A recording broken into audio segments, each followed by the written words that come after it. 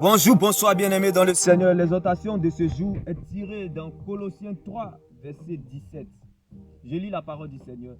Tout ce que vous pouvez dire ou faire, faites-le au nom du Seigneur Jésus-Christ, en remerciant par lui Dieu le Père.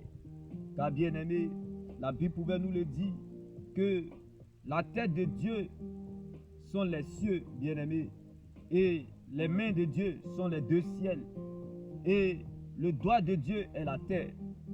Et le pied de Dieu, bien-aimé, est l'eau. Alors laisse-moi t'annoncer cette bonne nouvelle en ce jour, que Jésus-Christ est la parole de Dieu. Car en Colossiens 1, verset 15, la Bible pouvait nous le dire, le Christ est l'image du Dieu qu'on ne peut voir. Il est le Fils premier-né au-dessus de toutes les choses créées. Bien-aimé, lorsque tu te mires dans un miroir, bien-aimé, tu vois ton image. Alors laisse-moi t'annoncer cette bonne nouvelle en ce jour. En Colossiens 1, verset 15, si le Christ est l'image du Dieu qu'on ne peut voir, c'est que Jésus-Christ est la parole de Dieu. Jésus-Christ est Dieu. Laisse-moi t'annoncer cette bonne nouvelle en ce jour, bien-aimé. Fini n'est jamais fini en Jésus-Christ. Alors, comme en Colossiens 3, verset 13, si vous mettez Jésus dans tout ce que vous faites, Christ sera dans tout ce qui vous arrive. Vous pouvez tout avoir sur la terre et rater le ciel. Alors ne perdez pas votre Jésus. Prenez-en soin de votre Jésus. Gardez-le jalousement. Car si vous perdez Jésus, vous aurez perdu votre existence et raté votre éternité avec Christ. Bien-aimé, pour celui qui a perdu, ce n'est pas fini. Il est moins grave de perdre que de se perdre. On peut t'enlever ou t'arracher quelque chose. Mais si on t'a laissé Dieu, ils t'ont tout donné, ils t'ont tout laissé. Rien à perdre en Jésus. Tu peux tout perdre sans avoir rien perdu parce que tu demeures dans le véritable Jésus-Christ de Nazareth. Alors bien-aimé, laisse-moi t'annoncer encore cette bonne nouvelle. Ce n'est pas la dernière page de ta vie que tu es en train d'écrire. C'est juste une période de la vie et non la fin de ta vie. Alors, sache que la Bible pouvait nous le dire, un chien vivant vaut mieux qu'un lion mort. Ne vous faites pas de soucis de ce qui ne peut pas ajouter un seul jour à votre existence. Bien-aimé, car celui qui vit peut encore toujours attendre quelque chose, bien-aimé.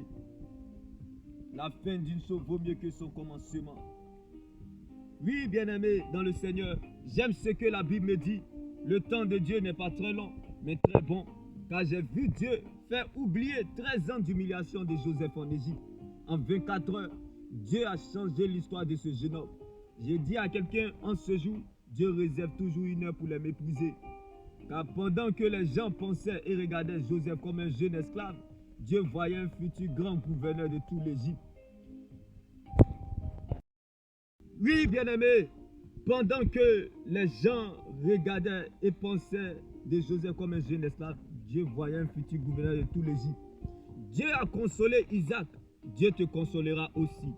Quand bien même certains temps, certaines saisons sont des Léa pour toi, sache que le temps de Rachel sonnera. Oui, bien-aimé, ne cherche pas à savoir si les gens sont avec toi, mais cherche plutôt à savoir si Dieu est avec toi. Car quand les gens seront en compétition, Dieu sera de ton côté. Ne cherche pas à savoir comment Dieu va faire, mais cherche plutôt à savoir que Dieu va le faire. Je ne sais pas pour toi, je ne connais pas ta situation. Je ne sais pas là où tu te situes, mais sache que quand Dieu prend le risque de te révéler certaines choses et où il t'emmène, prends aussi le risque de croire qu'il est capable de le faire. Car le temps de Dieu n'est pas très long, mais très bon, bien-aimé. Ce qui arrivera arrive. Rien n'arrive sans rien. Dieu ne permet rien pour rien. Dieu ne fait rien pour rien. Rien n'est rien sans rien, bien-aimé. Donc si quelque chose est arrivé, c'est parce qu'il y a quelque chose qui est arrivé avant cette chose. Oui, bien-aimé, on peut éteindre la lumière de ta chambre, mais on ne peut pas toucher à l'étoile de Dieu qui est sur ta vie. On peut salir ton étoile, mais on peut même voler même ton étoile, mais on ne peut pas la garder longtemps, bien-aimé. Oui, on ne pourra jamais la garder longtemps, ton étoile. Car au temps voulu de Dieu, le diable n'aura pas d'autre choix que de collaborer avec toi comme Pharaon, roi d'Égypte, qui n'était pas chrétien, a dû collaborer avec Joseph. Même Saül, qui était l'ennemi juré de David, a dû collaborer avec David. Oui, parce qu'il était dans sa saison. Bien-aimé, tu es dans ta saison. Le diable n'aura pas d'autre choix que de voter pour ton propre succès. Même les obstacles deviendront des avantages. tu seras candidat à l'excellence. La grâce de Dieu sur ta vie parlera plus fort que l'effort des autres. Car là où l'on s'y attend le moins, c'est là le temps voulu de Dieu. Nous cherchons et aimons la gloire de Dieu, mais nous refusons de porter sa croix. Il est plus difficile de gérer la gloire de Dieu que de l'attendre. Le moment où ces choses doivent arriver, arrive. Ce qui arrivera, arrive. Quand tu sais, on ne peut plus rien faire pour toi, mais ce que tu ignores peut t'envoyer très loin. Si tu veux avoir la vie que tu rêves, commence à vivre la vie de celui qui détient cette vie, qui est Jésus-Christ de Nazareth. Car quand Dieu veut ranger la vie d'une personne, il met de l'ordre dans la vie de cette personne d'abord. Bien-aimé, avant d'aimer Dieu, il faut le connaître d'abord. Avant de connaître Dieu, il faut vivre sa croix, bien-aimé. Le temps de Dieu n'est pas très long, mais plutôt très bon. Le miracle ne viendra pas là où l'on attend, mais plutôt là où l'on le provoque. C'est-à-dire, bien-aimé, apprendre le temps, bien-aimé. Oui, apprendre le temps, savoir le temps, attendre le temps, expérimenter le temps, découvrir le temps, connaître le temps, gérer le temps, vivre dans le temps, vivre le temps et se maintenir dans le temps, sans oublier qu'il y a un repos dans le temps, qui est notre Seigneur Jésus-Christ. Nous sommes dans le temps du repos, qui est la moisson. Alors, vive la moisson, car il y a un temps pour toutes choses sous le soleil. Tout ce qui se fait, tout ce qui se fera, a été fait autrefois. Rien n'est caché sous le soleil. Quand Dieu prend le risque de te révéler, oui, quand Dieu prend le risque, bien-aimé, de prendre tout ce qui t'appartient, confie à son bon petit. Quand Dieu prend ce qui t'appartient, confie à son bon petit le temps, sois sage et patient, car le temps finira par te donner ce qui te revient, bien-aimé. Oui, laisse-moi encore t'annoncer cette bonne nouvelle, bien-aimé. Quand Dieu prend ce qui t'appartient et confie à son bon petit le temps, sois sage et patient, car le temps finira par te donner ce qui te revient. Car le temps de Dieu n'est pas très long, mais très bon, bien-aimé.